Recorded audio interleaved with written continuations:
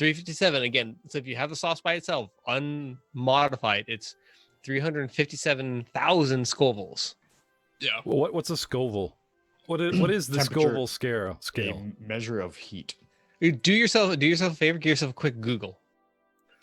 It's one of those things where I can explain it, but if you just Google it and take a look at it, you'll save half an hour of conversation. I don't need Google. I have Joe, Mr. Gibson. It goes insane. It's like a regular hot sauce, like Frank's Red Hot or Tabasco, is like 2,000, 2,500. Yeah, really. So if that's hot for you, when you start getting into the bigger stuff, it's 300, 400,000. It's For what? for hot sauce. It's just like it burns. Some of it has good flavor. Oh, the but Scoville. it burns. Yeah. Oh, he knew. I'd never heard of the Scoville scale. It's like probably something that's pepper jacky is about as hot as I go. So with Matt turning off his phone, we are already streaming live, gentlemen, and I'm going to take us through the transition stage. And at that time, I am going to go get something to eat. So Mangiano. I'll be lurking amico. in the darkness. Usual thing up on Crunch, Fantasy. crunch. Grounds? That's me in the corner. Cool. That's me in the darkness. Munching on Losing my something. erection. Ooh. What? Trying to keep it up. But I don't know if I can do it.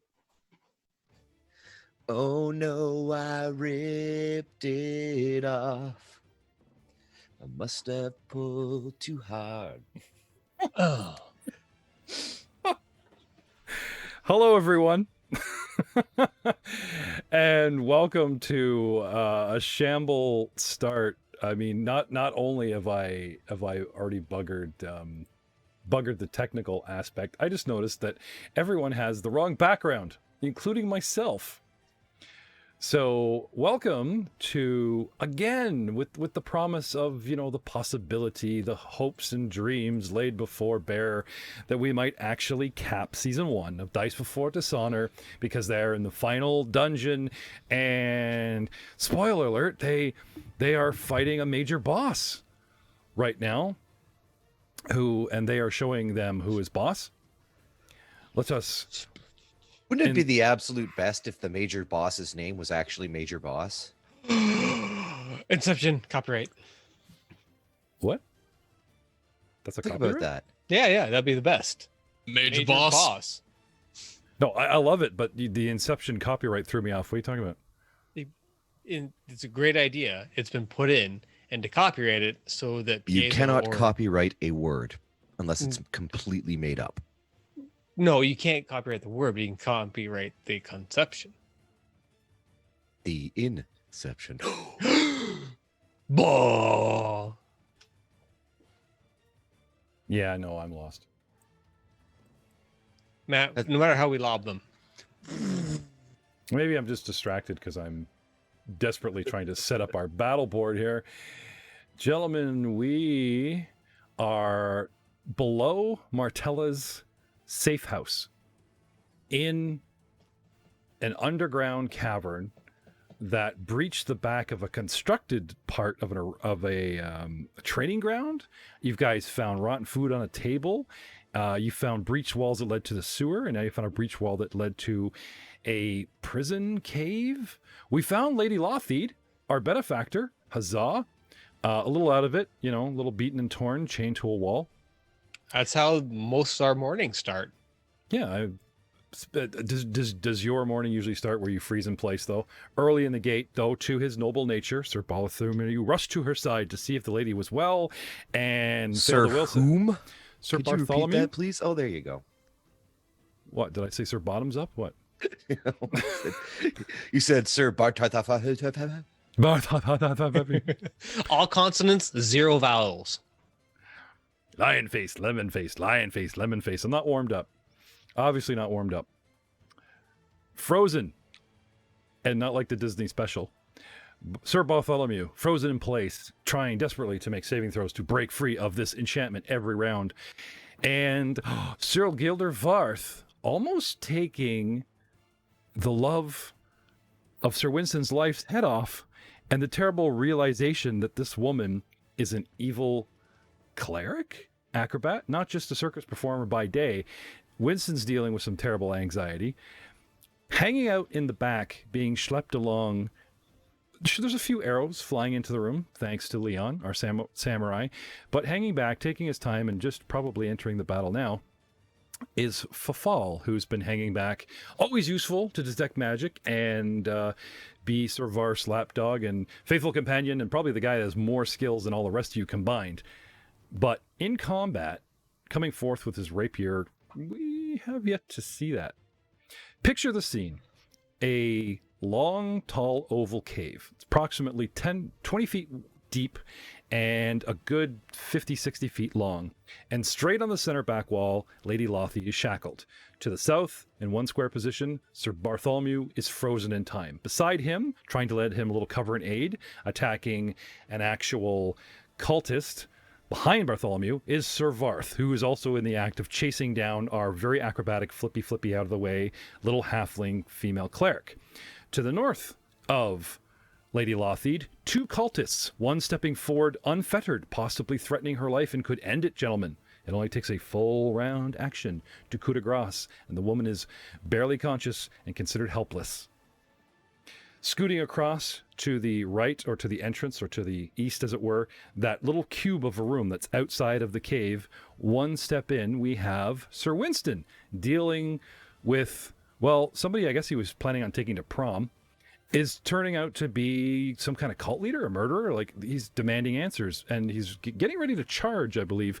Standing behind him, pelting arrows, still outside the room, Sir Leon.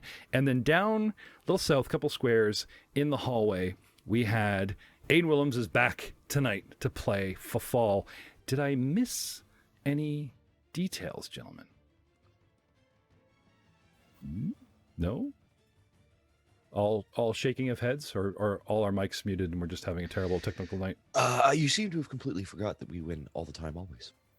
We haven't won You yet. also seem to have forgotten that you are a cutie, Jeff. I am. I mean, if I pull up her Wasilka the Fabulous's picture again, you know, this woman is far too cute to take down in battle. I mean, wouldn't you? Oh no, I'm meaning you as the GM. I'm a cutie. Flattery you will are. get you everywhere. Oh yeah. So did you have any damage that I can take care of there for you, Fafal? I mean, it Really isn't fair- surprised that didn't get you a hero point, Aiden. No. I do have 6 damage actually. Oh, well, we'll have to take care of that and double it. Never call me cute to my face. You know, Fully off screen. yeah, that's right. The head swell's too big Nah, for but the seriously, camera. would you look at the toes on that one? Ah, Come again? look at the picture. It's a halfling thing, man. Don't Don't judge. Sorry, I just took it down. It's like I put it for you guys and then got rid of it. Damn it, we were referencing the picture again. I just can't keep up. I can't keep up with all this. Goings-ons. So, gentlemen, before I start the battle music once again, and we restart time, which I have conveniently stopped, as it were, for the reiteration of where we were, what we were doing, what's going on, you know, all that bit. Do we have any questions? Because as a tabletop game, if somebody has a legit question, the DM can, you know, put a pin in combat. So anyone any concerns, any rule questions? Because it is Whiska's turn. Could I not be paralyzed? Yes, you cannot be paralyzed if without having to roll to not be paralyzed. I believe there are some game mechanics that allow that, though I pretty much be playing the game for you if I just out with it. Perhaps you guys need to start thinking out of the box. Okay. Have I used any spell slots or performances? 1 cure light wounds, I believe, by my hand to bring you down to 6, or to help somebody else that was worse off than you. Got it. I think it was Varth. Was like really bad shape, and we're like, no, we think Aiden would, help out the guy. Oh yeah, absolutely. So, Okay. Yes, okay. Just want to make sure. All right. So we are going to start the round. No, I don't think so. I think it's far more interesting to jump into our role-playing imaginations, and I would like to temporarily stall while we wait for Frank. I mean, temporarily add a cutscene at this point. Not 24, 48 hours before, when you emerged from the last dungeon and witnessed the slaughter, you were introduced to a bunch of Pathfinder Society members that had gone in and either successfully or unsuccessfully dealt with the culprits. Said culprits may have gotten away or still be at large. However, a couple things we learned are very important. The princess was safe and got out. Lady Grillia Marilla, the leader of the Pathfinder Society faction Sovereign's Court, also safe and got out. Lothid, we thought was safe, but of course now we are here to rectify that. But it was Lady Marilla that Fafal approached, and through his connection to her, she sent some spies and scouts here to clear away some of the guards wandering around, which gave you guys all the time in the world to line up your pretty little horses and do that charge. Because if you guys had just approached, you could have been pelted by arrow fire, you could have been pelted by daggers, like a couple guards wandering around. So thanks to the role-playing at the party, and thanks to winning over her favor, that set up this encounter to a lesser degree and a greater chance of success. So the party which we've had on the net at large, how this module is structured, there's been a lot of back and forth of who likes it, who doesn't. It's a DM's nightmare. Without you guys kind of going, that makes sense, sort of hammering home this point. Forgive me, but myself and my players don't stay in the same campaign every week. We rotate shows, so it's hard to keep all these collective story threads, up and running in their minds for them to go, oh, right, and the thing and the that, and this leads us to this conclusion. So unfortunately, sometimes I literally have to drill these points home. Cause and effect. Yes? We did well there, and now we're seeing fruits of our labor, and here we are on top of a boss fight with less resistance up top. So let's talk about cause and effect. Let's go back in time again, where you guys found a couple of halfling bodies, poor Mike and Sylvia, stuffed into lockers, and a mysterious note left addressed to Leon that labeled them as dangerous people, that they deserved to die or something was going on, and led us to believe that one of the three nobles you were protecting wasn't who they said they were.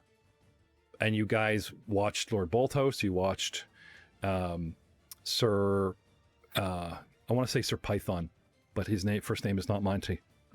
Sir Gryphus Plastian, as well as watching Lady Godiva, Gwyneth. And we went to her home. She had fallen ill, wasn't taking receivers, but she did bless you guys and give you the money. We dealt with her majordomo, the head butler, quite a bit. And you guys kept tabs on the home, as far as you know. Who has any connection to the underworld? Who has any connection where there's just like, ma'am, butler and the maids are like, that cavalier is standing on a horse, looking through the window because he's elevated, that type of thing. I believe you guys had discussed that maybe Fafal was going to use his connections or, slink around and try and keep an eye on her most of the time. Was that true? I believe so. I think so. I think it was you. You did like at least half the work for that, or we paid people to keep an eye, or you guys rotated shifts, her comings and goings, and you guys watched the house. You weren't like breaking in or always visiting. You guys pretty much watched who came and who left at the house. And after her ordeal in the dungeon, it seemed to make sense that after rewarding and taking you guys as visitors, she wasn't really going to parties or going out a lot or having a lot of people over. It was just servants back and forth. And this is what you had to report Fafal to your lord and his fellow company of cavaliers and one fly samurai. During this time, which I believe was at least a day, if not a 2 to 3 day period, you had been left alone to your own devices. And each cavalier went to look after some of his own building, of his own personal apartment there in town, or, caught word of what was going on. Maxilar Pytharis, that general that Sir Bartholomew's father has history with, that Bartholomew doesn't particularly like. That's lightly saying that. Well, I'm trying to be polite. It is polite society, while we're discussing this amongst the We're gentry. amongst friends. Yes. Has made a major play for the crown, has shorn up a lot of support, and has gone off to one of these sort of areas that he controls. I wonder if I can actually take a moment and pull up the actual map now that there's a map showing what noble controls what areas of Taldor. And of course, I suddenly can't find it. Where they have influence, that sort of thing. You're telling me that Taldor has regions within Taldor? Well, it has regions that are, shall we say, Are contested? Where a family or nobility holds sway. They pretty much control the region. And it's like a king has barons and lords, like a king will give a part of a land to a duke. Then I don't know. But they're all for the greater of Taldor, are they not? Sure. And these lines have not changed a lot. However, Pytharius actually holds a lot of land, including where your family estate is to the north. This is why he has a relationship with your father, because technically he is your father's immediate liege lord. Liege lord. Yes. Indeed. Yes. As one might say.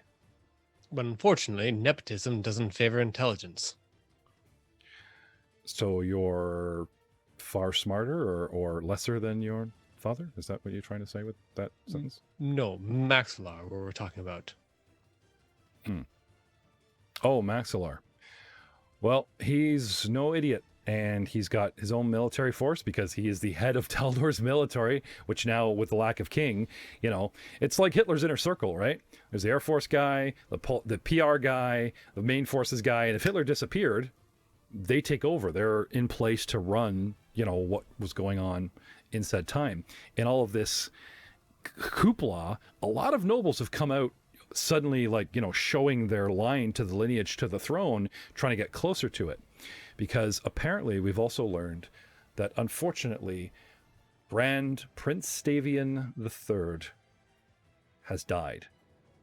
They don't say how. They don't say when. They just announce that he is deceased, and the whole country just suddenly goes in an uproar.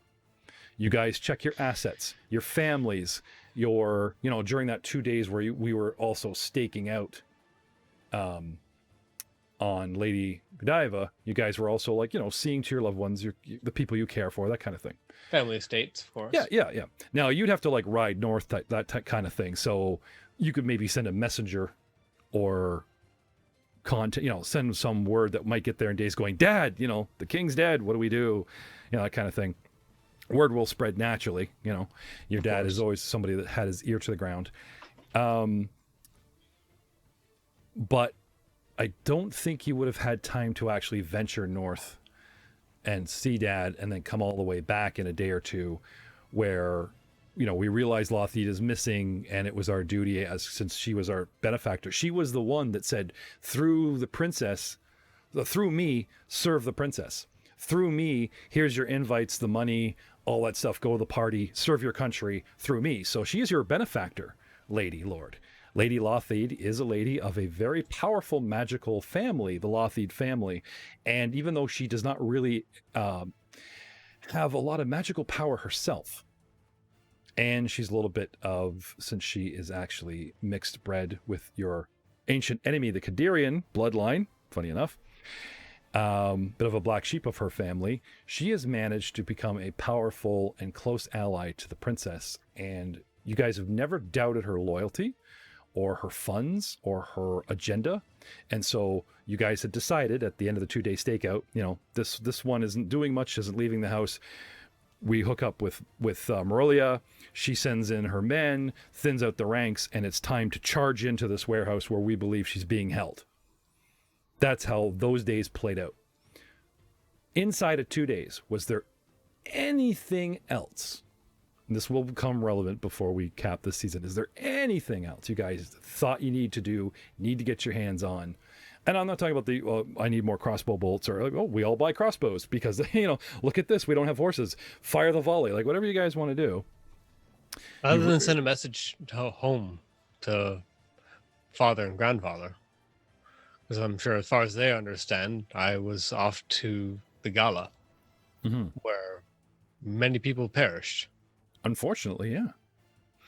So just sending word of assurance that I'm still among the living. Okay. Sir Winston. Yes. What about you? What about me? Was there anything going on with you? Anything outside? Because there were points of those 2 days where you guys were left alone to your own devices. This is Winston you're talking about. No. Okay. Let's just check in. I probably went and got some new clothes because I needed something that fit me. After losing all of my bulk. New clothes that fit you. AKA wealth. Yeah, the traveling purse is no more, right? So it's like, oh. Yes, I know. And my potential love interest might not even recognize me with my newfound hotness. Yeah, who's the skinny guy sobbing, going, how could you, how could you? She's really confused. Oh, I think she's worried about the giant gash that Varth opened up across her throat that has almost cost her life, thanks to and you guys said you didn't like crit cards. You guys almost beheaded the boss on one card. If she hadn't made that one saving throw of a fort save, that's pretty nasty. But then again, what happens to the bad guys with these cards could have been drawn for you. Would have been irony if it would have been Leon, the samurai with the head cut off. I'm actually really glad that Leon didn't pull that card.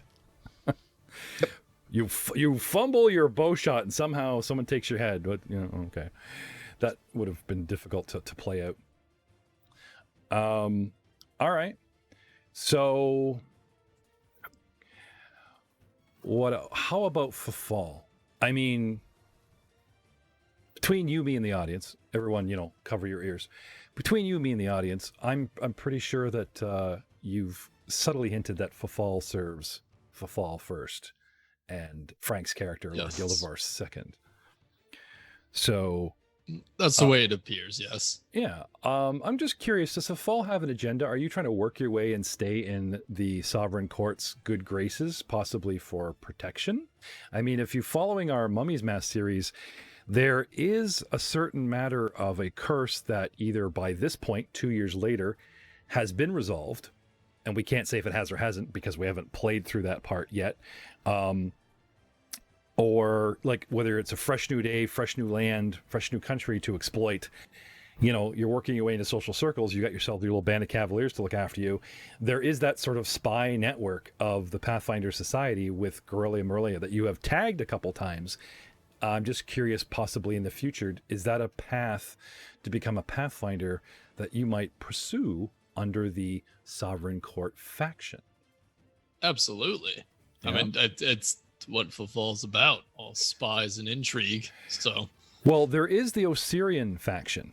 Now, even though you're born of Katapesh, which is the neighboring sort of Arabic country, the Egyptian Osirian country has an actual faction under the Sapphire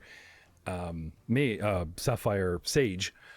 And no offense, but with your, shall we say, exotic humanoid nature, you would blend in far easier there than being here. Though I suppose you would be the perfect distraction to work with her agents, that kind of thing. Not only that, but yeah, I'm never going back to the desert. If I have a choice, my feet is never touching sand again.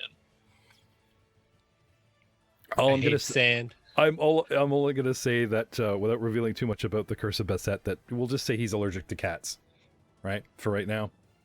Whether you got that, even if we reveal in that show or this one later that the curse had been resolved, I'm still going to make you deathly allergic to cats. It's just absolutely. It's just a thing that was left over, right? Or there's a bunch of felines that are looking at you funny everywhere you go. But technically, the curse was as long as you touched, the sands, Osirian sand. Or have you ever tried this? You ever hit a beach in Taldor just to see if you heard any meowing? No. No. Like I noticed when you like wiggled out of that, when we first brought you on the scene and you wiggled out of that little porthole, you know, there was, you swam like over to the beach and like he rode down and picked you up to the horse and you're like, great, you know, totally missed touching the beach, the sandy beach, that kind of thing. So Fall don't fuck with no curse. Yeah. It's No, we don't do experimentation. It's the little things. Now on record, your character, and again, this is a shameless plug for those that haven't watched or listened to our Mummy's Mask, the Man from Assyrian. You've died twice, and the curse has brought you back, and yet remains to haunt you. You've woken up in the desert twice, having to sort of reset your life as all part of this curse. So I'm curious, do you have a private agenda here? Is there a, make your own title, just get my own money, ride Var's coattails for protection? Is there something going forward for you in the nobility of spy world? Or just, I don't know, if is there anyone we're like looking for world domination? I just figured we'd hit up Fafal going, what does Fafal want to be when he grows up? Exactly. Like you are like the servant. He wants to be rich and live the lavish life. That's it. Just looking to make some money. And if he can do that by swindling rich, stuck-up nobles, that's exactly what he's going to do. Okay. And the best way to do that, and to do it without being caught, is to ride the coattails of a paladin. Of a very noble, upstanding guy. Sarenrae this, the order of that. Yeah, he's the best way to do it. We made him a paladin. He just hit 3rd level and hasn't performed his first miracle, but I think it's an age thing and performance anxiety thing for Frank, but he'll get there. Tried so many times. Paladin-like. It's fine. Well, I actually really like the role play that you and Frank were putting in, where you could just cure light wounds and he's like fighting to do a lay on hands. And you're like, Speaking of Frank, Lord Samish Gildevarth seems to have appeared in Fantasy Grounds. I know. I'm just waiting for him to show up in Zoom. There he is. So we can hit him up with the same question. Hi, Frank. Hey, thanks for coming out. And by the way, Lord Varth, if that is your real name. Vsauce here. It is not. It is Gildevarth, fool. Lord Gildevarth. Yeah, I just kind of call him Varth for short. Aha. We were discussing freezing the combat in time, getting Aiden caught up to what he missed, and the 2 days that you guys spent staking out Lady What's-Her-Name's house, working with Marilla, and any personal agenda, anything you would have gone off on your own. Sir Bartholomew sent a message home. Fafal's working all kinds of angles for his master plan to take over the world. That kind of thing. Was there anything personal for you? I think really what I would have done was try to maintain / establish any kind of contact with family. Okay. Because the whole civil war brewing kind of bodes ill for my family line. So I'm just like, how's the family? Is the house still there? Did it get burned down yet? No. Well, is Aunt Jude trying to mail the cat away still? Yeah. Right. I know only the maids worship Sarenrae, but now I'm a full-on paladin. Like, do you come out with your faith to your family? There's there's a scene I'd like to play out in the future, possibly. Oh yeah, I don't think I was ever like, trying to hide his faith or anything like that. I mean, low key, absolutely. I mean, because you don't want to go screaming from the rooftops. Something that could be traitorous. It's not like it's on your shield. Oh, wait a minute. No, it is. Wait a minute. It is. Right? And that's the point. But I'm not going to go proselytizing in the streets.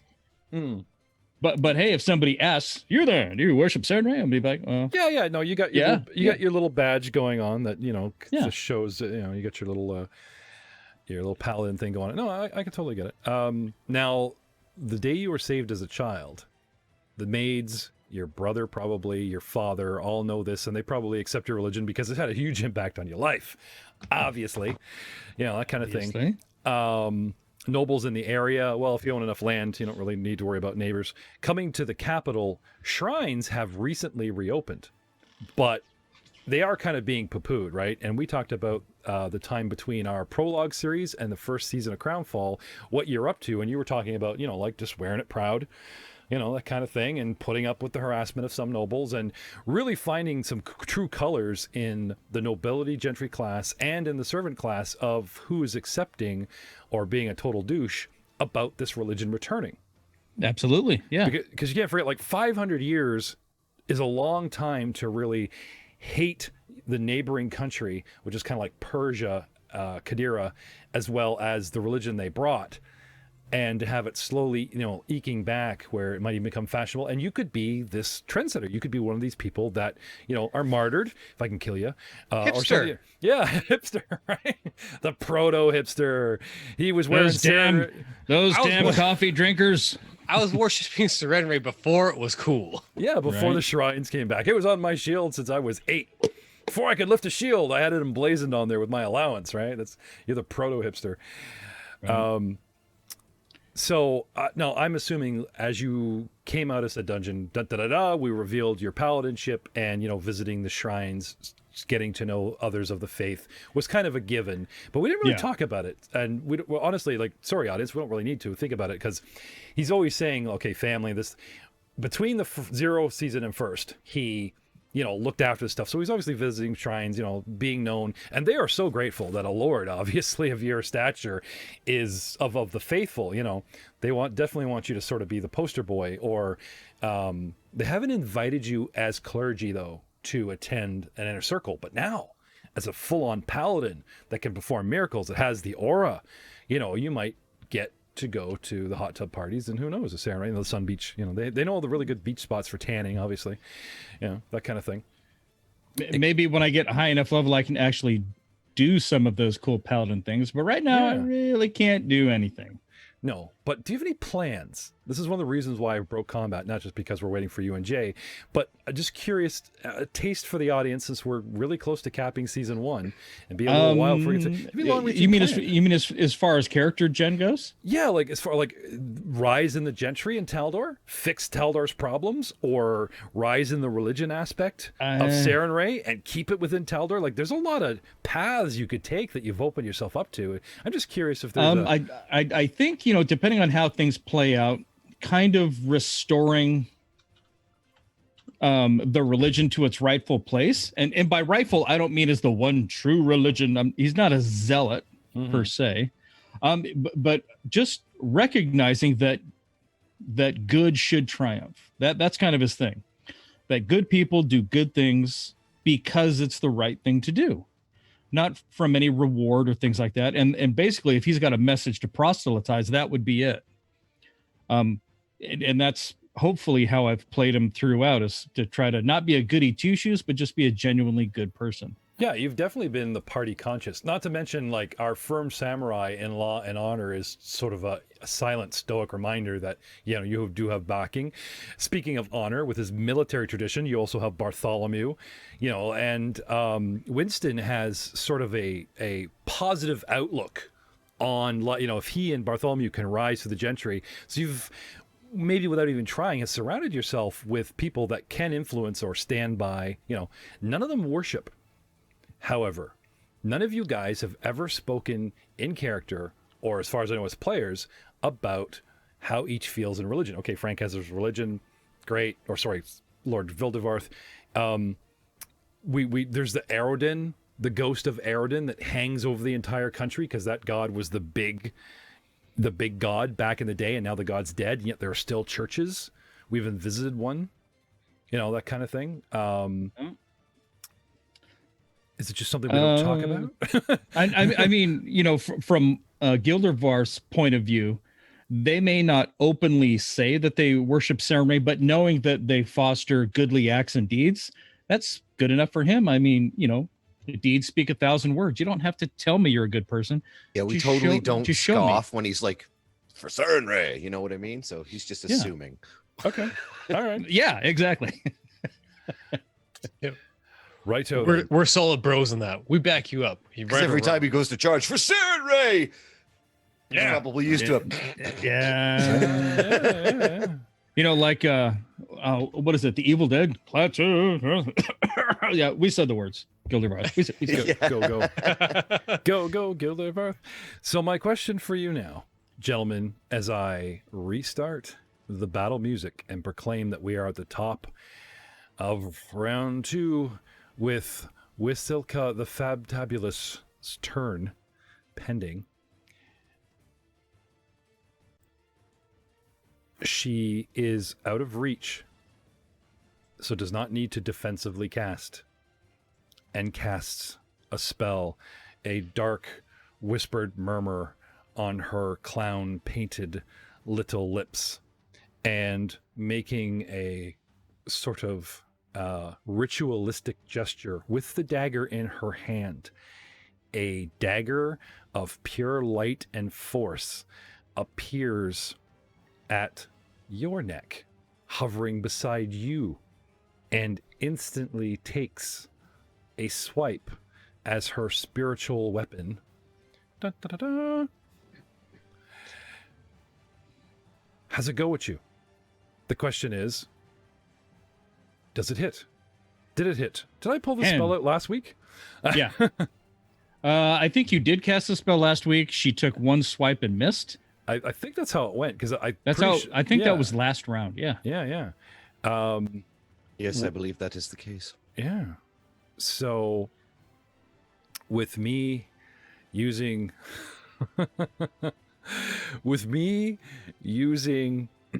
I'm very sorry. Let's jump to last week, Frank, when you weren't here, where we did the Sawback tournament. We're finally doing the tournament, and like Matt and I are so into it, and we've got Ryan on the door with his character there on the door, and he goes in his day one of the tournament, and he's doing all this stuff, and it's like, roll a wisdom check to like a DC of 10, really easy. Oh, and I flopped it. And he rolls a 5. Flopped it. And he's like, you're out.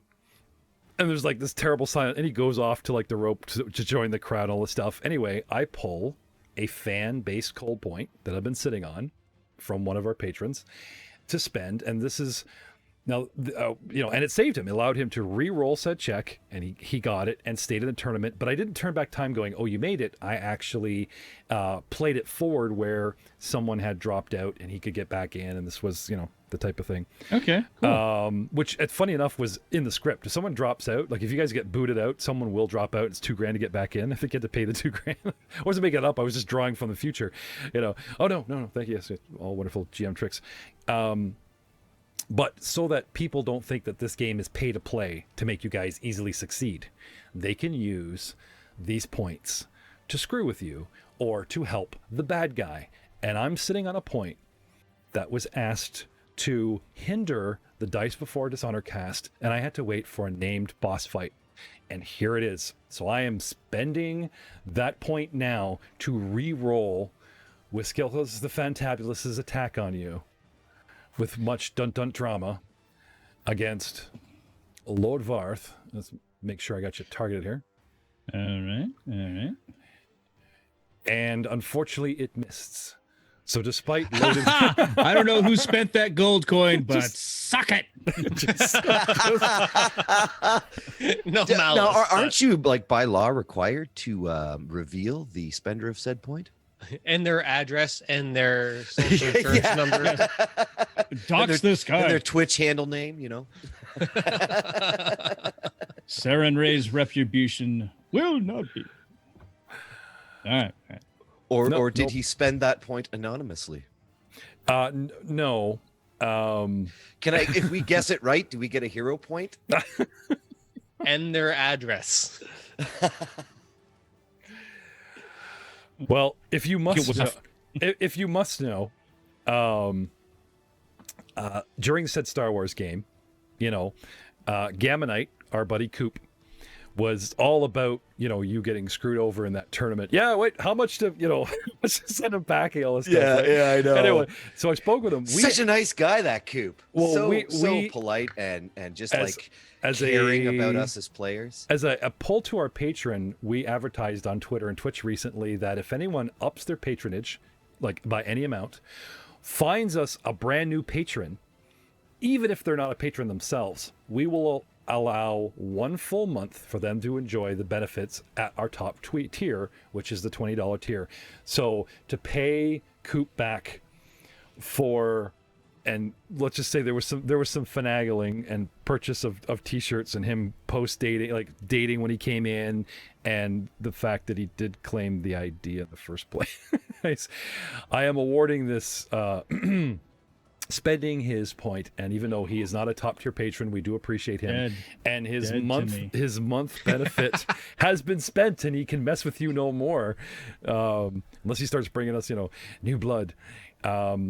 So yes, please check out our Patreon at www.patreon.com/rollmongers and see what we're about. Help keeping our show going, how you can interact with the show, how you can obviously affect it. Obviously, the Dagger of Force isn't doing. It's like ping ping, rego, ping ping, not doing very well, that type of thing. But a little extra treat to reward our patrons, because for one of the biggest reasons, we do not really have hidden content. We have content that's released earlier to them. We have bonus content, like Matt and his awesome Star Wars Hawaiian shirt that went to the patrons first before I put it on Instagram lately. It's become our most liked Instagram picture ever. Dude, I found another Star Wars shirt, but I can only wear the other Star Wars shirt if I go dark side. So. Oh, okay. That won't take long. You are leading us in dark side points. Anyway. Enough of promos and stuff. Just to say that we are trying to balance at Patreon. But also, if you're not a patron, it's fine. You are getting all of our content eventually, and our content will forever be free. We will not have a secret podcast just for patrons. However, they can get stuff early, help us immensely, and get discounts on our merchandise and much more. Please check it out. Barkley, you're up for fall. You're on deck. What do you want to do? Barkley, I'm assuming you're just waiting. Barkley awaits for Winston's commands. Yeah, okay. So might as well drop my initiative. Yeah, I was gonna say. I was just thinking. I was like, why do I have him up there in his own? Because technically he has his own initiative. Yeah. So which brings us to Fafal. 6 hit points of wounds, hiding around the corner. You see yourself there, Aiden, in your little corner there. I see myself. The battle has not been going on long. We got in there and they just appeared, little ropes, and dropped down amongst the party, and don't really seem to be caring about flanking much, because as roguish characters, they seem to uncannily dodge our attacks. Now, the guys are still getting bonuses to flank people, but they're not making said people flat-footed. And the little lady is acrobating around. However, just this last turn, with a major crit card almost taking her head off from our side, and some failed high-level spells from the bad guy side, despite the fact that Bartholomew is still held in place, the tide might turn one way or the other. How would you like to push this tide? Well, I will stroll in behind my lord. Okay. And seeing her bleeding from the throat. Oh, I'm surprised to see you. Aren't you a sight for sore eyes? Oh, it seems right now you really are not a cut above the rest. Oh, that's good. I like that. That's not hero point. I'm good. going to start performing. Oh, okay. So, bardic performance, inspire courage. Everybody gets a +1 to attacks, damage, and will saves against specific things. Now, do they have to be close to you? Like, despite the range of your voice, is it like a 30-foot or 60-foot radius on those? As long as they can perceive my performance. Since it is an oratory performance, as long as they can hear me. Well, you got great sound effects here in the cave. You're dead center of the battle now that you're beside Varf. So yeah, it's all good. I will give this bonus. So +1 to hit, +1 to damage to all allies. And +1 on saving throws against charm and fear effects. Oh, well, you know what there, Mr. Hold Person? I believe a enchantment, compulsion, mind affecting is in, it's not a charm. There's the enchantment charm school. I will allow it, though. I believe I will allow it. Like, well, think of it like conjuring summoning is a school of magic, and it's like, well, is it listed as conjuring or summoning? This might be something that won't argue. No. Well, actually, if you look up charm person or like command, those are, mind charms, but they're still listed as enchantment. So +1 to your next save, sir. Well done for fall. Anything else, sir? Flipper the bird while holding my rapier in the other hand. Okay. Very nice. All right. Cultist number 1 is going to move up on Sir Winston, covering the guy behind him who's moving in on Lothid, and is going to take said action against poor Mr. Willie. Coming at you with a short sword, sir, with a 15 and a miss, swiping at you, taking a step forward, and that's all he has. And now it is Sir Winston's turn. Well, he just ruined my charge attempt. So I am going to stab him in the face Okay. with my lance. Do. Come on, baby. Miss. And with my remaining action, I will direct. So Barkley. Sir Barkley. Everyone's been knighted, so if you get this, so like, I want a knightship, I want a title for my mount. Yeah, but I've already been knighted, so You have the choice to title an underling or raise your own title, you know. Pick one or the other. That's good. I like that. Yeah, so I will direct Barkley to attack. All right. And I believe that is a handle animal check. Mm-hmm. I got Barkley targeted for you. 24. Okay. Sick 'em! So you want Barkley to actually have a go? Does he have his bite here? Oh, yes, he does. Okay. Oh, you got it set? Okay, there you go. Same number, 11. Miss. Yep. All right. Is that including the +1 to attack and damage? Yeah, both of those would be 12, actually. So if that makes a difference. Your handle animal of 24 is like way off the scale. As far as hitting me with a 12, no. Okay. Sweet. Sorry. Now, Valiant effort. I know it's kind of bad form to call out my AC, but at this point we got so much going on. You guys are looking to hit 16 unless they're flat-footed. So, Leon, okay, is looking for a shot. You guys are completely focused in what you're doing, and you guys are all sort of become body shields. So I'm going to have Leon do something that at the moment isn't quite noticeable to the rest of you and move on to Bartholomew Dunnell Dagan. Yes. Who is paralyzed. Yes. Yes.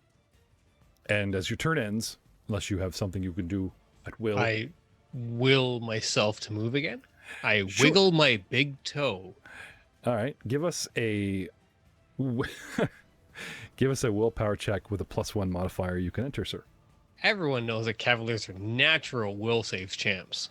Mm. So in the bag with 15. Mm.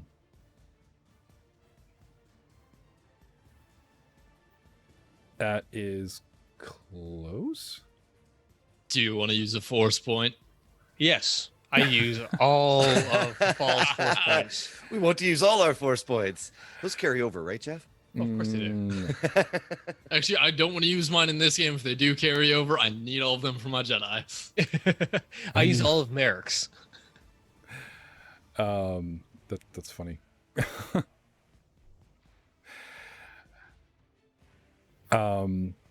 Sorry. I'm just double checking. I'm going off of wisdom here. It's a 3, so 15 is actually, if it was not for his song, you would have failed. And you managed to break free at the end of your turn. So unfortunately you have to wait, but he, the shoulders slump and such a cramp in the calf, that kind of thing. That's kind of funny because Jay's not here and I just kind of froze Leon and Bartholomew like tag, makes the save. So that's what we're going to go with. I don't want to hear you bitching about being short a guy because you just got one back. Lord Samish, Gilder Varth. Can you unflatfoot me? Oh, I know, right? And while you're in that menu, unparalyze me. fine. And that's a full round action. So moving on. No, sorry. What do you want to do, sir? I'm going to take a 5-foot step, Yeah. and then I'm going to hack slash Silent Cultist 3. The full round action of hack and then slash. Yes. We've not seen in a long time. Okay. Hang on. How do I untarget her and target that one? Sweet. Okay. All right. So let's see. Masterwork Longsword. So this will be one higher. I just don't want to add the. Hey, Fafal, Aiden Willems was our original rules lawyer before we brought him in. Would you look up something for me on the wiki, please? I can. I am a war priest, and I have this great ability that I've been saving, and I'm pretty sure I need to use it right now, very soon, called Unholy Strike. If you could find a war priest Unholy Strike for me. Yeah, sure. That would be great. Notice how I dropped that bomb now, isn't like, instead of reveal. Dun, dun, dun. Yeah. Dun, dun, dun. Suspense. Build some suspense until... Yep. So I swung and missed. Whilst Fafal looks that up. All right, got it. Okay. So we'll come back to it if she managed to, Drops to you privately. Okay, awesome. So, sorry, Varth. 5-foot step, swing, miss. I'm done. And you're swinging at the guy or me? At Silent Cultist 3, the one that's currently threatening Lady Martella. Oh, okay. So you actually want to go north. That's what I did. I took a 5-foot step to the north. Okay, I just didn't see it on your mini there. You're And- targeting whiskey. Yeah, I was right there. right. You're gonna go. And up. I was, so I dropped Silent Cultist 2. Bartholomew has freed himself from the evil spell, so now I've taken a 5-foot step, and I'm defending this other person. Or doing my best.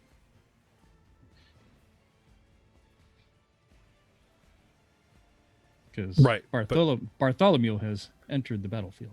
I have. Okay, with a 9, you would have missed the cultist anyway, but we will get you some retargets. Okay.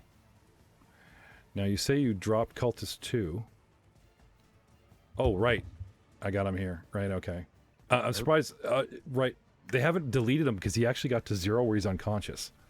So he's laying there, but they haven't offered me the sort of, please Are delete, you sure? delete the token kind of thing. Well, he's a body. He's there. I guess I should leave him there because he's difficult terrain. He's loot. Yeah. That's preferable terrain. Okay. So a step and anything else from Varth?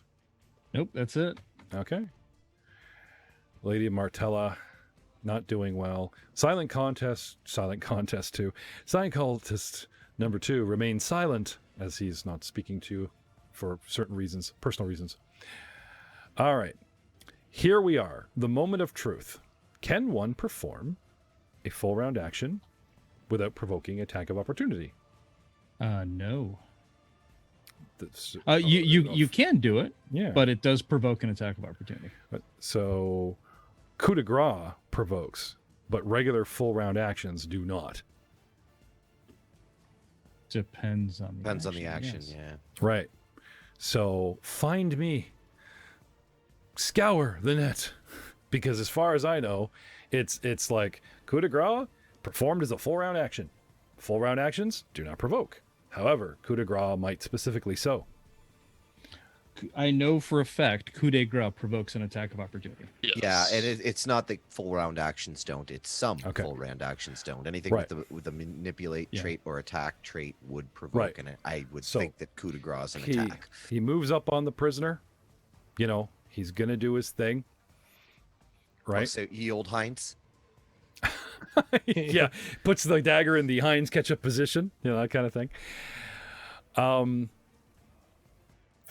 And then does something really strange. Varth, you're looking right at him. You're ready. You're coming in with the sword, like, don't you do it kind of thing. Right? Uh-huh. Okay. Holds up his dagger, right? And it looks like he's going for it. And he doesn't perform the action, okay? A perception check, a quick look around that no one's looking, okay? And he flips his dagger over to like a safe position, right? Stabs himself. Nope. gives you the figure and flips his lapel and shows you a badge hiding underneath his lapel. It is a phoenix, wings spread. Knowledge local, knowledge. No, I guess it would be local because it's an actual faction. Okay. I am not great at that. I got a 12. The Sovereign Court, Lady Marilla, the people they sent to thin out the ranks. This guy has a chance to kill her. He had a chance 3 rounds ago. I could have just moved right up and went, nobody move, or she gets it. He didn't. He just kind of like sauntered up, waved at a couple guys going, no, I'm going to get her. You guys attack, that kind of thing. Held back from the battle so far and pulls out his dagger and looks like he's going for it. You come charging over. He flips the dagger, gives you this kind of thing over the top of the pommel, and then leans in and just so that you can see, shows you the pin and a big wink. Okay. And then just kind of holds up his hands and holding the dagger in a sort of a semi-surrender of like 2 fingers. He doesn't let it go, but he's, holding the gun with 2 fingers going, right? Okay. And then I dig it. And then he, gets into sort of this circling Star Trek mano a mano pose with you. Like, okay, let's make this look good, that kind of thing. So anyway, to anyone else, he's hesitating to strike her or you. It's a 6-second thing. And, I might try to pretend to attack you or take your head off, but obviously not interested in killing Lothid at the moment and does not do anything to provoke. So that is round 2. Gentlemen, round 3 begins with Wilsilka the Fabulous. Let's contemplate the dark blessings of Thilmar Gix, the god of murder and nasty little things. I contemplate using my ability. Well, her dagger suddenly takes on, with a quick prayer and a slight cut to the palm over the blade, and as a light dripping of blood douses the blade in an obvious dark ritual and a promise to her dark deity. The weapon takes on a black and orange visage and aura, and it seems to not grow bigger, but seem far more menacing as it twists and looks like it would edge, like the edge becomes more jagged like an assassin's dagger. Goes from looking like a kitchen knife to a Bowie knife. Like it looks much nastier, like it would do far more damage. I invoke this priest's blessing. God bless you. On my weapon. All right.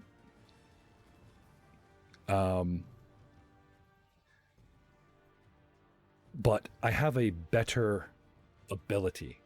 What seems like an unholy strike or a nasty blessing can be revved up to turn my weapon sacred. And as she's doing this blessing, she changes it. She sort of adds a little forte at the end of the prayer, and the blade sort of takes on, the blood congeals into a dark, unholy symbol on the center of the blade. And she comes forth, facing off with a little tumble towards... Actually, you know what? She's actually gonna retreat. Let's come down here to the bottleneck. 5, 10, 20. Yeah, I'm actually gonna disappear out of eyesight with my movement. 5, 10, 15, 20, 20. Yep, she disappears around the corner. Casts a dark ritual on her blade and bolts into the adjacent chamber. Fafal, it is your turn, sir. What do you do? Okay, quick question. Yep. What is she wearing? She is actually wearing the Harlequin outfit, the red and black and white. You know, she even carries Duke Squiggles, the puppet, still. And, you know, besides pouches in your adventuring gear and these layers possibly concealing armor, I can show you her picture again. Yeah, perfect. Sorry. Where are my pictures?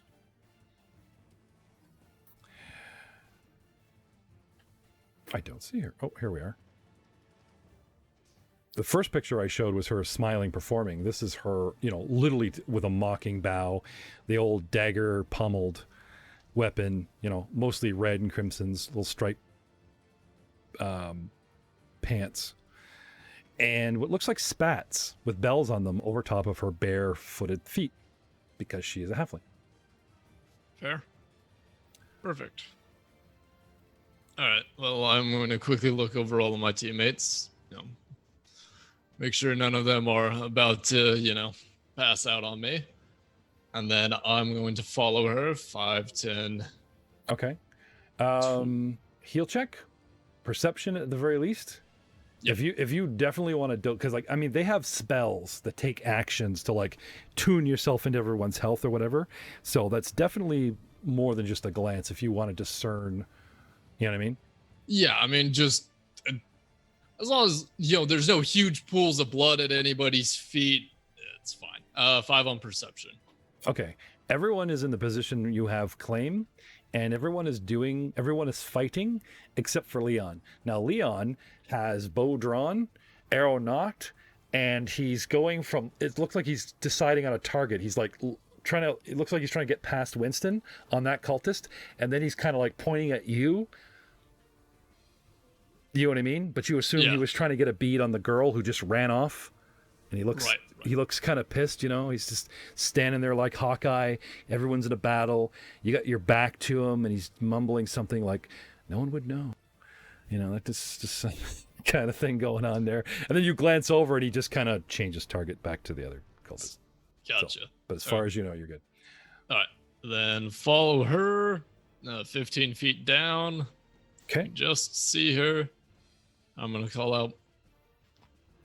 Yep. You're running away. Your dark vision reveals her. Actually, she does a trick where she bolts off, and it makes it look like or sound like she's gone deep in the cave, where actually she's sort of tight on a position where she's bottlenecking, only one can engage her at a time kind of thing, so she doesn't get flanked.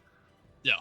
It looks like she's standing in the open, but she's actually done the wide run. Here's a big show, come get me. Yeah. And it's it's an obvious trick of trying to bait you and pull you in. And then you come around the corner and you're going to get clocked. You get that obvious look. But instead of charging in like the Cavaliers, you step out into the open, don't go into the bottleneck. And with your dark vision, you can see her form lying in wait. No hide check because that would be extra actions of bluff and stuff. But she has is moving tactically, obviously. But that street run kind of crap, that alley stuff, even though you're not a warrior, is roguish behavior 101. So I'm, kind of leaning into your the first time I've seen it.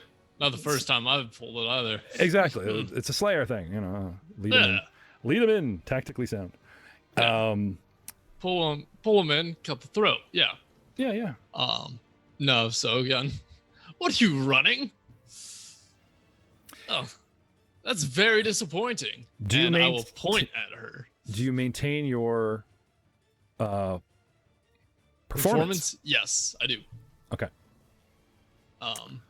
As a move action, or can you move while performing? Yeah, it's a free action to maintain. Yep. Okay. He's all and it's a hip hop, a hippie, a hippie, a hip hop, and you don't stop. There she is. Yep. What are you doing there? Stopping right at the open, pointing at her. Okay, I gotcha. And I'm going to point at her and make me a will save.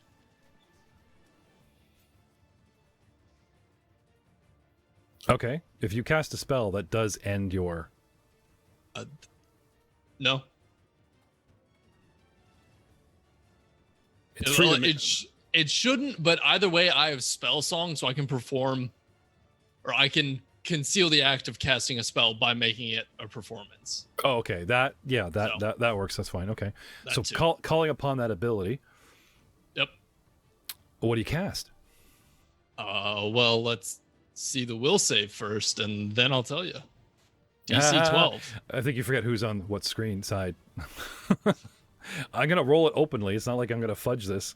Well, no, I'm aware. I think it'd be way funnier. All right, I'll give it to you. You did miss quite a bit. So calling up, but you know what? There's also that deciding and changing bits. So okay. Matt has already correctly guessed it by miming it. I am casting. I totally know what Pants. he's doing. All right. I'm going to try and pants with Silka. That would be hilarious. It's so mean. All right. What's the DC on this? I'm afraid to ask. DC 12 will save. Okay. Will save of natural 20 plus 28. So all of a sudden, like all of her laces just kind of go like start opening up, and her eyes go wide, and she gives you this horrid look. But she, the Mr. Squiggles, Duke Squiggles, right? She claps him down on her belt so before her pants fall, and it, shall we say, interrupts the spell before the last knot unties and they actually fall. So they're not loose, but they were, obviously loosening, and it's not a dexterity thing. That was just, like for flavor. She just looks at you like, dare you? But yeah, that's good. Pants the bad guy. Because I've always talked about that. I actually asked for that kind of, I didn't think you'd do it to the little halfling evil war priest but yeah. Well, I wanted to do it to the rat that was up in the ceiling, but he was 60 feet away. We could say you are an equal opportunist. You are the guy that, I believe, as you put it, kicked Lady Trant in the cooch. Yes. Back there. So there's no hards barred. Get it? Yeah. No holds. Yeah. No? Okay. Everyone that's your enemy is an enemy. Okay. Anything else, sir? No, that is my turn. All right. Silent Cultist number 1 is going to have a swing at Sir Bartholomew on his mount, and with a 16 misses. Really? What's your AC, buddy? I'm just curious. Did I get close? Let me see here. Hold 18. on a second. Okay, I got yeah, you. it's 18. Yeah. Nice of that. I'm a ninja. I thought it was all that coins. He just makes like that bag dropping on the table money every time he stabs you. It's like there's so many coins still left in there. There are no coins left. Anyway, he takes a stab at you and then takes a 5-foot step because I am to the north because I am aware of the impending danger of Varth, and he's stepping around. Sir Winston, you are up, sir. All right. I'm going to just carbon copy last round. Take a stab at him with my lance. Carbon copy. Yeah. Sorry. So exciting. Carbon copy. Rinse, repeat. But I will also take a 5-foot step. I believe I have that in my repertoire. Yep. So I'll take my 5-foot step over. Mm-hmm. Prevent flanking or whatever. Don't know what his plan is. How much terrain must enter a square before you're considered squeezing? I'm thinking it's got to be 25 to 30, and I think I'm only looking about 10 or 20%. So, in case anybody watching this is going, look, he's on a wall, he's squeezing. I don't think it fills enough the square for that. Sweet. And that would be a 16 because I forgot to factor the +1. The +1. Yep, that is a hit, sir. And before you do damage, let's. I see. You've got him targeted. You just forgot the bonus. Okay. Yep. And I'll remember the bonus on damage though. Bang. Yep. Chia. So there's 6 points of damage, and then I will encourage my homeboy Barkley. Okay. Give a little nip. Now Barkley That does not understand what's being projected, so Barkley would not get the +1 to attack because he needs to understand the performance, and he doesn't. So seems legit. You know what I mean? I concur. Doesn't need it anyways. Nom nom nom. Actually, you know what? Come to think of it, I mean, you can train a dog to get excited to song and dance or whatever. So yeah, no, actually, that he might actually qualify. You can get a pet excited with actions and emotion. So yeah, no, I'd give it to him. Not Not that your 17 needs any more. Yep. So he noms for 3 points of damage and makes a trip attempt. Successful trip attempt of a 13 roll. Grabs him by the ankle, gives his head a twist. And Silent Cultist 1 becomes tripped and is prone. Yes? Yeah. Just... Yeah, is that how it works? It's a trip attempt, so he goes down. You yank his legs out from under him after attacking him. Yes. And I am now considered prone. Yeah, it's the bite and pull. Yeah, nicely done. You guys He's a beast. Barkley is the best. You guys are still, that duo. Leon is sweating and blinking and trying to focus, and still the bow goes left to right. Spaghetti. Sorry. To left to right. No, something, either he's just waiting for a clear shot or something begins to vex him.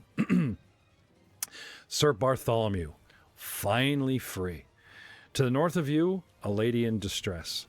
Beside you, Varth and a guy are in some kind of tense stalemate of wills where Varth seems to be daring him to act and take the lady, because he knows you hurt her, I will hurt you kind of moment. And you need to sort of 180 yourself. Your head is finally free. Rip around, and sure enough, that thud you kind of heard behind you is a guy lying beside you, difficult terrain.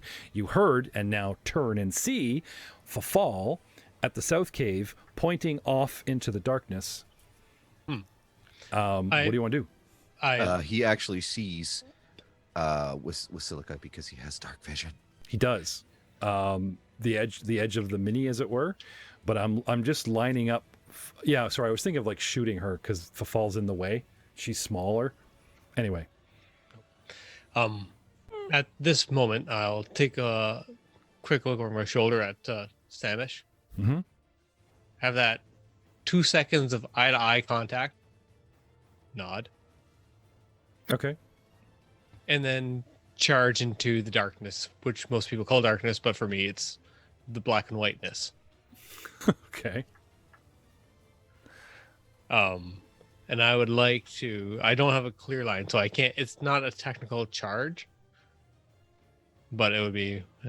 No, because you got to go through allies and around the sharp corner. It's a metaphorical charge. Correct. It's a... excuse me, pardon me. Excuse me. Striding through allies, yeah. Okay. Yeah. So the impartial charge of 10, 15... Okay. So when you get to him, which you're here, yeah. I need to see your movement. So you go from that square, you have two choices, through the bard or along the edge. Where you're doing the I would go thing. through Fafal because he's ally. Yeah, and he's in open space. Okay, so from here, where do you want to go? You want to go beside him? Southeast. So you want to step through him just to fill the square in the bottleneck where she is. Yes, please. Okay. If that is possible. Yeah. Oh, yeah. And then I would like to swing. Okay.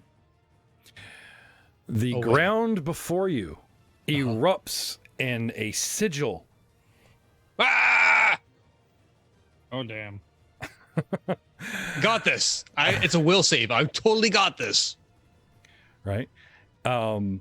As if you had set off some sort of magical trap or It's such. a trap card. Damn it. Yu-Gi-Oh! It's a trap. Damn tarps. Can I have a reflex save, please? Oh, everyone knows cavaliers are natural reflexers. Ah! Oh, hey, 20, not natural. You're not supposed to sound surprised if you make it. Sorry. I'll work on that in the future. In the meantime, holy shit. So, you step forth and you see her, and that little wicked grin is a hint of danger. And before you actually see the details of the glyph, the bottom of your proverbial eye line lights up. You sense and see ambient light coming from the ground. And an old move that Grandpa told you, you dig in your heel and just scrape the ground in a weird angle, besmirching said glyph before it fully forms, and it just dies out and fizzles, not completely affecting you. And For the Doodle Dragons! And I swing at her face. And you take 2 points of non-lethal damage instead of the full brunt. Which is preferable. Yep. And swing away. Yes. Sorry, let me target her for you. Oh, no, she's targeted. I think You're I good. already am. Yeah, you're good. And you get a battle axe to the face. And you get a battle axe to the face. Oh wait, I get a +1 to this thanks to Fafal and his amazing tenor. Brat. 17, and that's a miss. It's a miss. Dodge and a weave. A boss fight does not have a crappy AC. Very close. Now, and you added the +1 in there? I did. I added the modifier. Very close. There is that, swing for the Doodle Dagon type of thing, and she literally does the Matrix thing where she just sort of bends in half backwards and watches the blade pass over her nose kind of thing. Oh, if only Winston and Leon saw that move going, oh, that's what we were trying to do back there in the performance at the gala. A swing and a miss, sir. And I believe you're done, yes? Yes. Lord Samish Gildevarth, what to do? The man, is he an ally? Is he just somebody that stole a pin? I don't know. I'm going to take a 5-foot step. Okay. And let's see. I will sense motive? Question mark? Yeah. No, I'll sure. just wave him away. Step away. No, that's complete legit. Give me a sense motive because here's the thing, right? Agents were sent to wipe them out or infiltrate or something. So that's to his benefit. However, only a lone agent made it inside and they just accept him with the disguise. How else would he get a pin if not from the Sovereign Crown? I got a but then 28 on then my sense again, motive. what if he just took the pin from Lothid? I mean, it's true, you never saw Lothid and Marilla together, but Lothid is the princess's closest ally, and you did see, remember the bee incident where you were going after the Toblerone board on the guard, right? Lady Gorilla was cuddled up to Princess Stavian herself. Maybe these two must know each other. Maybe she has the pin, as a secret ally, that kind of thing, and they just took it off her. With a 28, okay. You stare into their soul. Is he bluffing? Is this some kind of fake out? Well, now that we're down to it, where's my bluff? 24 to his 28. It was a very convincing act, but your orders were, don't go in until my men clear the perimeter. There was nothing mentioned about them infiltrating the inside. That was your job. So the likeliness is this guy is trying to fake you out with a pin as one last sort of, haha, sucker. You don't think he's, the real deal. He's a very smart cultist and pulled a really good move at the end to get you to literally back off, but no. Possibly seeing through his ruse. All right. Well, then he must die. Okay. 5 foot up to the north to bring yourself right along beside him. Yep. Dangerously placing yourself to the back of the other. But Winston's got this in the bag. Who's pro? pro? Yeah, who went down. So you gotta step on it, right? Another swing at him and a miss. Damn it. You step up there. Anyway. He's prone. The other one. Swing at the guy with the pin. Waiting your decision. And because it is a bluff, I'm hoping you buy it, but I don't believe you'll buy it. And he dances and dodges out of the way as you take a sudden swing at him. And that brings us to... Who's next? Lady Lothid. Still out of it. Silent Cultist 2 remains unconscious. and a bump in the road. Silent Cultist 3 repositions himself. Now, you remember there was that fake sparring or whatever, right? He's still in that position, but comes at you in earnest, Lord Varth, since obviously the jig is up, and comes at you with your dagger. And you parry and thrust with my crappy 9. Round 4. Wilsilka the Fabulous, squaring off now with a measure of respect for the great big warrior that she took as the biggest threat, isolated, immobilized, and now has come back here, not falling for her trap where she was trying to lure somebody back in here and have the tactical advantage of a trap plus the bottleneck where only one of you can face off with her. Very nimble, very dangerous little war priestess. Now turning her full attention on you, sir. Changes her target from Varth to Bartholomew. Ooh, that was her mistake for taking me off of her target. And comes at you with an 18. Oh, that's unfortunate. Yes. Big heavy man with a big shield. Clang, clang. Tink. Tink. And then... Oh, I think I'll hold my ground. Fall. A trap 2. My dear, you are really disappointing me. Truly. Oh well. Bartholomew, good luck. Want to slap him on the back while casting a spell. I'm going to cast Vanish on him. Oh, wow. The spell functions like invisibility, except the effect only lasts for 1 round per caster level. Sorry. Like invisibility, the spell immediately ends if the subject attacks any creature. Or if he attacks somebody. But he will get an additional +2 to hit as attacking as a visible creature. And unless if she perceives him, she is flat-footed.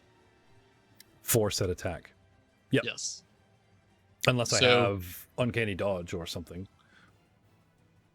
Perhaps.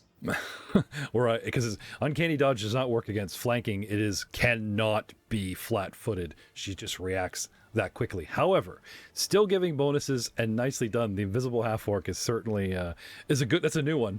That's a good one, I gotta say. And I'm laughing because there's Ryan with his mic muted doing a double pump-fisted woo, woo, woo. He's getting very excited. Oh, but imagine the cinematography of this. Like, just yeah, like the movie scene. He's just like, good luck, my friend. Blink, Poof. gone. She just Giant half-orc? Gone. My God, Fall disintegrated him. You saw it. Good luck in the next life. Yeah. Comes back around loud. Didn't like it there. Too many clouds and couches. My fight is not done. So standard action. Yep. Touch him. Mm-hmm. Move action. Study her. Okay. Continue my performance. Well, come and get me. All right. Bringing us to Silent Cultist number 1, who has been beat up, bitten, and prone. Well. Kip up, kip up, kip up. Come on, kip up. It's like, come on. Do I have anything?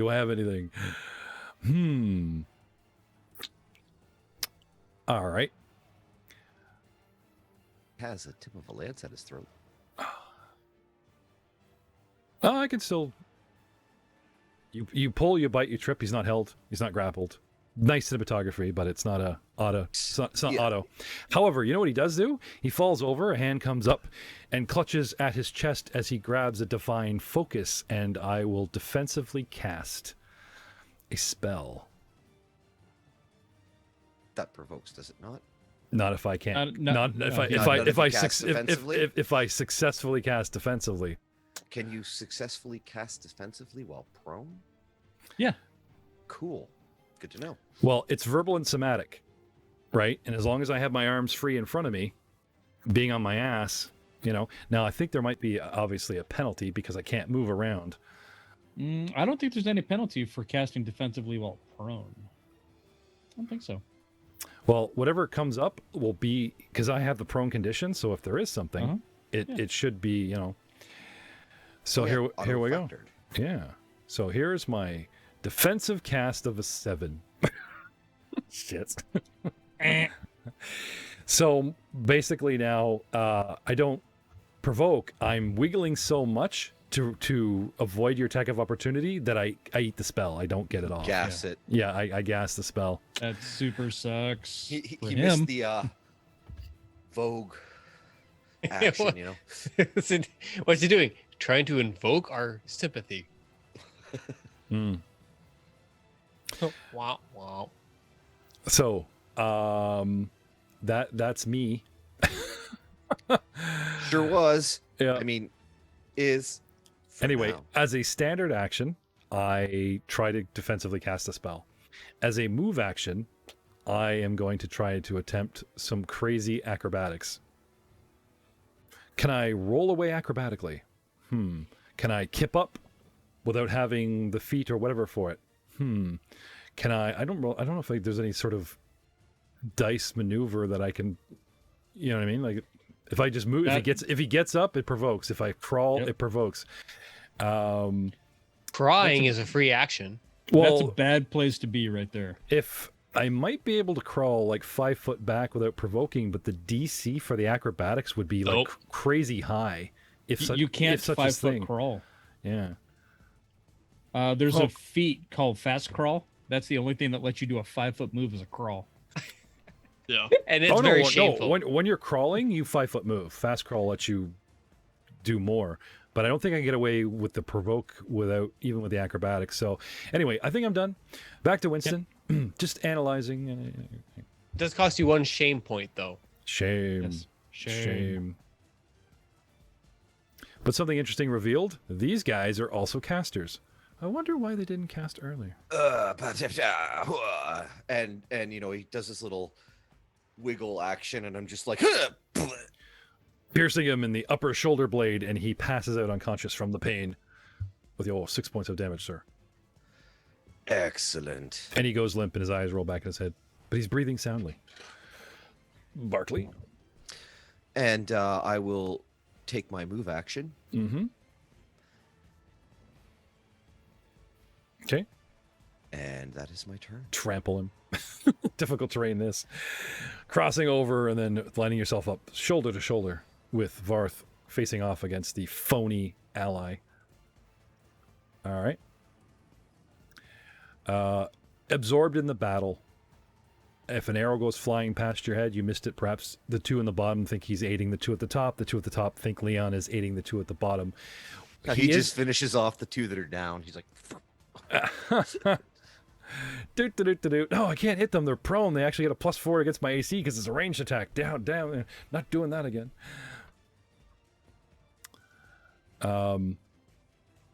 Bartholomew Dunaldagan, it is your turn, sir. Lord Varth, you are up next. Dunaldagan, what do you want to do? I want to move around to her opposite flank. So I'm on her Okay. west. I move around to her. Okay. That does provoke, you realize. If she could see me, it would. I can still possibly perceive you, 50% mischance, yada, yada, yada. It's not a freebie. I got to make some serious rolls to pull it off, but it's like, I hear you move. You know what I mean? Okay. So first, you move, right? The Yep. wind, the noise, the blah, right? Now I have a 50% mischance, even if and I also have to like strike where I think you're going. You're in front of me. I hear movement. There's a wall beside me. She basically strikes at the square to down She to thinks left. I'm in. Yep. Well, the think you're going to, like you're here, right? You suddenly vanish. It's not my turn. Yeah. She's about to react. I'm about to move back or whatever I'm about Not to do. contesting that at all. Hear movement. Okay, so combat is free. It's loud. However, not to burn an action, but I will force the check, easily seeing, hearing, whatever. And she just lunges to the left, guessing where you're going to go. And now I have a 50% mischance for the invisibility to get past, let alone if I can actually hit you. I still don't know if that would count as an attack of opportunity.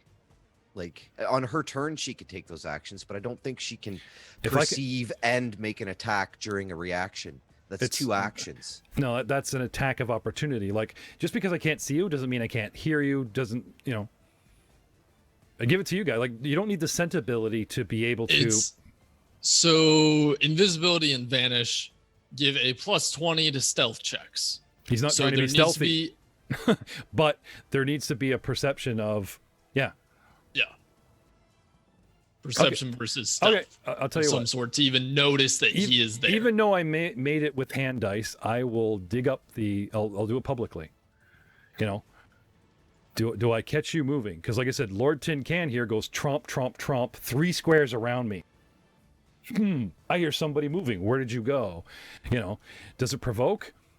Maybe, maybe not. But I do know that he's moving, and if I get the perception high enough, 16, 21, I think I see in the dirt, hear you, you know, the type of thing. It's hard to hit a DC of 20, but with a perception of +5, getting very lucky with a 16.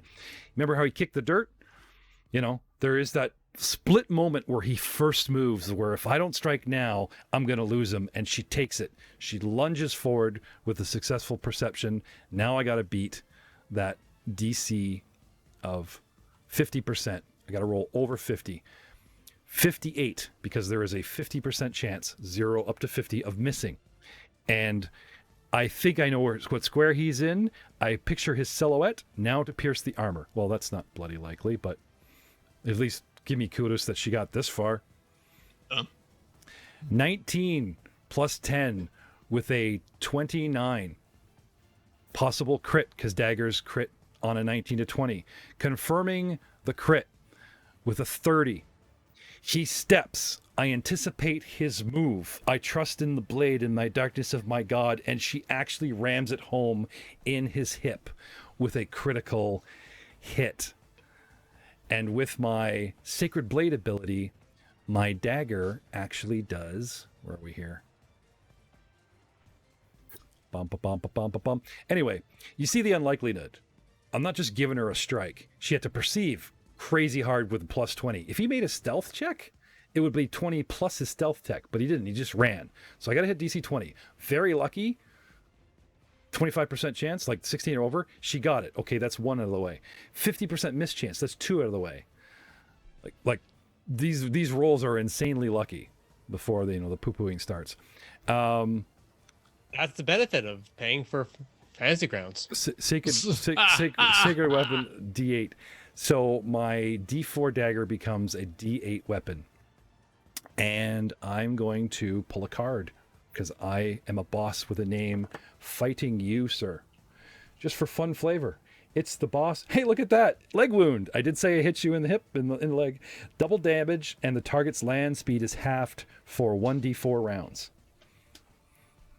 So regular double damage of 2d8, sir.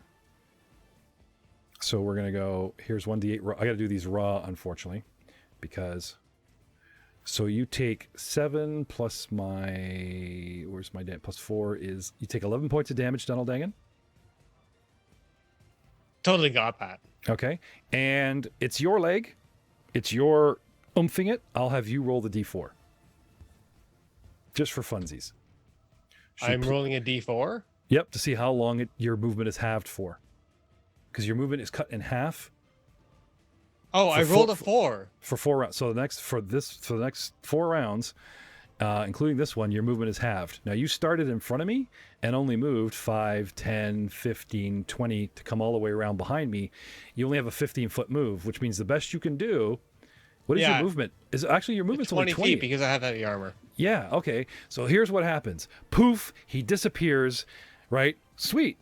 I'm invisible. Okay, maybe it's a hesitation because he didn't say... You can see you. Maybe you didn't know what he did. We never did pull this trick before. Oh, suddenly she's acting weird like you can't see me. Cool, let's try this out. Shift to the right. Oh, it's working. Take your step. She lunges. Luck. You get a second, take a gander at the Zoom chat there, Jeff.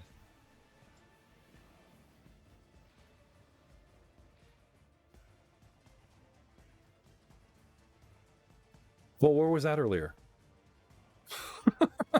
We're looking it up. Raw states it is impossible because an invisible creature has total concealment. Just post the full rules. Well, and like again, I think it goes back to what I said. You have to take a partial action just to see them. How can you take a partial action to see them during and then another full action during a reaction round? Total concealment. You've line effect, mischance. Successful attack into a square occupied enemy with total concealment has 50% mischance. You can't execute attack of opportunity against a target with total concealment, even if you know what square they are in occupies. I see. Okay. Well, I've come this far. This is awfully shitty for me to retcon this. But fair enough. Our motto is rules of written. Messina. Rule of fun? Can I have a rule of fun? No? Yeah? No? Huh? You decide. DM. Yeah. No. No, I've hunted down Messina several times going, yes, I know there's rule of fun, but we play raw. So this is my redemption to Messina in other games where I'm always holding him to the raw rule. It's his character. So it is sort of karmic justice that I'm really thematically enjoying this. I'll put my card back. Would have been a slick move, though. No, it's good. But like I said, I will hold to the rules. So in her mind's eye, this is what she envisioned happening. Yeah. Oh, no. This is what goes down, right? And then there's like Fafal pulls the string and it's a goat leg. You thought that you got him. What the? Stab, poof of smoke, daggers in a log. Yeah, like the anime poof stuffed dummy kind of thing, right? She stabs, she smiles, she hits home. You know, she's just waving her dagger around. So without that, you have full movement. You are on the other side. Bartholomew, that's a move. Yep. And what? Ooh, I swing the axe for the skull. Okay. You have a +2 for being invisible. And a +1. That's stat. Right, so that's +3 total on top of your normal. Noise. Mm-hmm. Jim doing an oratory performance. Thank you very much. I think Fafal sings. I'm sorry, they were. I mean, actually, he does, but more in the shower than anything else. Bartholomew sings. Yeah, no, not at this moment. He's dropping fat bars, hip hop style. Falls in there singing. All the baritones. He's in there singing "Zestfully Clean." Auctions. And where's my axe? There's my axe. Now the perception thing and everything would have worked. I didn't break any rules, but there is that one that states that unfortunately it's too much to, you know what I mean? So I did follow through on a ruling. I wasn't making this crap up. But as Frank is stating here, because I thought we're done with this, but they're still going on about it in the chat. I know you moved, just can't see you clearly enough to strike. Thanks, Frank. I'll take that. So 18 to hit. Fantabulous, you hit. Yes. She does react, as if not flat-footed and is wiggling around, but unfortunately, from the top of her shoulder down to the shoulder blades, you open her up with how much damage? 5 points. 5 points. Does not drive home, does not hit the head. Nasty scratch, and her garment parts to reveal armor underneath. Well, what do you know about that? Turns out she's wearing a chain shirt under there. You can see the links clearly now. I can see clearly now your clothes have gone. Anything else, Mr. Dunaldagan? Aha!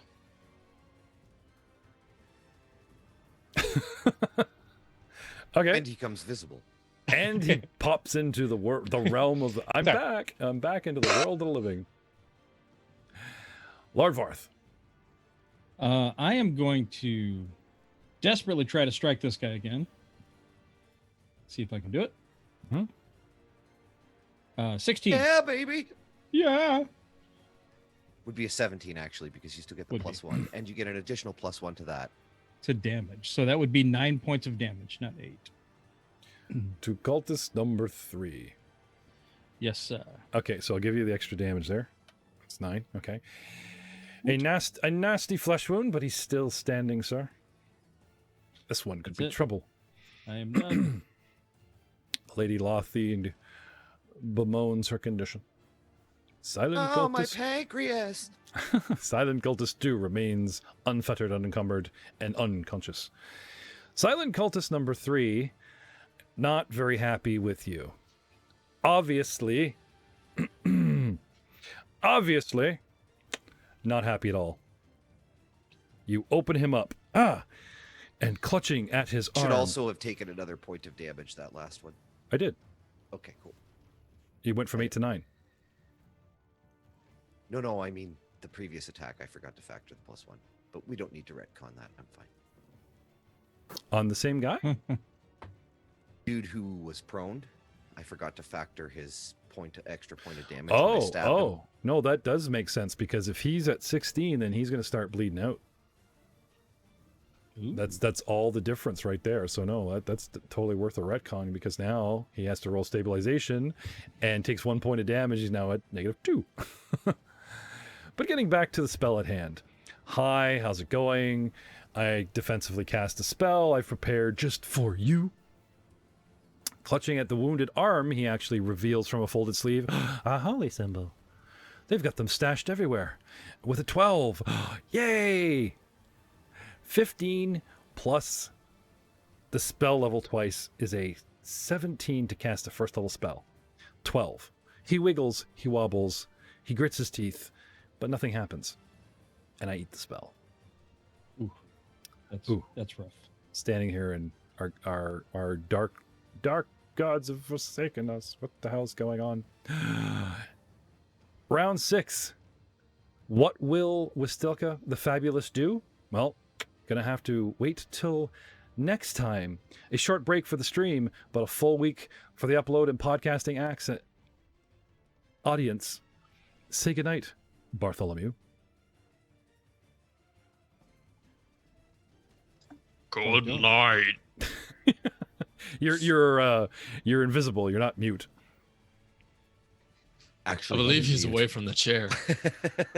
Oh, he's invisible. He's invisible. Look at it. I can't see him. I can't see him. Say goodnight, Winston. Good night, everybody.